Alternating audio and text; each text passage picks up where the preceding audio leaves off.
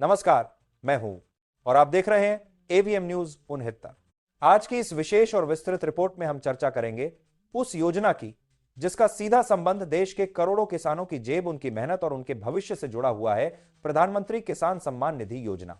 यह योजना द्वारा शुरू की गई थी एक ऐसे समय में जब देश का किसान लगातार बढ़ती लागत, मौसम की अनिश्चितता और बाजार के उतार चढ़ाव से जूझ रहा था।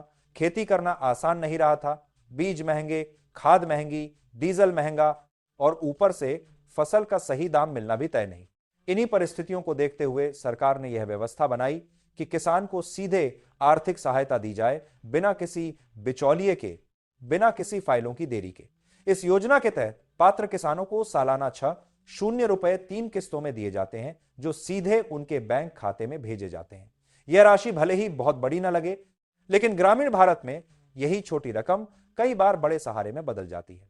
प्रधानमंत्री ने इस योजना को किसानों के सम्मान से जोड़ा है। उनका कहना रहा है कि किसान केवल अन्नदाता ही नहीं, बल्कि देश की अर्थव्यवस्था की रीढ़ है और जब तक किसान मजबूत नहीं होगा, तब तक भारत का विकास अधूरा रहेगा।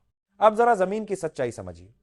जब यह पैसा सीधे किसान के खाते में आता है, तो उसका इस्तेमाल अलग अलग तरीके से होता है। कोई किसान बुआई से पहले बीज खरीदता है, कोई खाद लेता है, कोई सिंचाई का खर्च निकालता है।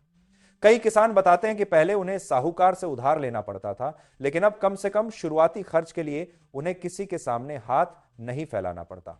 इस योजना का असर सिर्फ खेत तक सीमित नहीं रहता। गांव की छोटी दुकानों में भी रौनक आती है। खाद, बीज की दुकानों पर बिक्री बढ़ती है, ट्रैक्टर वालों को काम मिलता है और स्थानीय बाजार में नकदी का प्रवाह बढ़ता है। यानी यह योजना ग्रामीण अर्थव्यवस्था में एक चक्र की तरह काम करती है। लेकिन हर योजना की तरह इसमें भी चुनौतियां सामने आई हैं। कई किसानों का पंजीकरण अधूरा रह गया, कहीं दस्तावेजों की गड़बड़ी सामने आई, तो कहीं तकनीकी प्रक्रियाएं जैसे केवाईसी और बैंक लिंकिंग ग्रामीण इलाकों में परेशानी का कारण बनी। जिन किसानों को डिजिटल व्यवस्था की जानकारी कम है, उन्हें कई बार साइबर कैफे या जनसेवा केंद्रों के चक्कर लगाने पड़ते हैं। विशेषज्ञों का कहना है कि अगर इस योजना को आधुनिक कृषि तकनीक, प्रशिक्षण, बेहतर मंडी व्यवस्था और सिंचाई सुधार से जोड़ा जाए, तो इसका असर कई गुना बढ़ सकता है। केवल नकद सहायता देना समाधान नहीं, लेकिन यह किसान को संभलने का समय जरूर देता है। आज भारत का किसान जलवायु परिवर्तन, कम होती जमीन और बढ़ती लागत जैसी नई चुनौतियों से जूझ रहा है। ऐसे में यह योजना एक आर्थिक सेफ्टी नेट की तरह है, जो गिरते हुए किसान को संभाल लेती है। अब सवाल यह नहीं है कि योजना जरूरी है या नहीं, सवाल यह है कि इसे और प्रभावी कैसे बनाया जाए। क्या सहायता राशि बढ़ाई जाए? क्या इसे तकनीकी सहायता से जोड़ा जाए? क्या छोटे किसानों के लिए अलग मॉडल बने?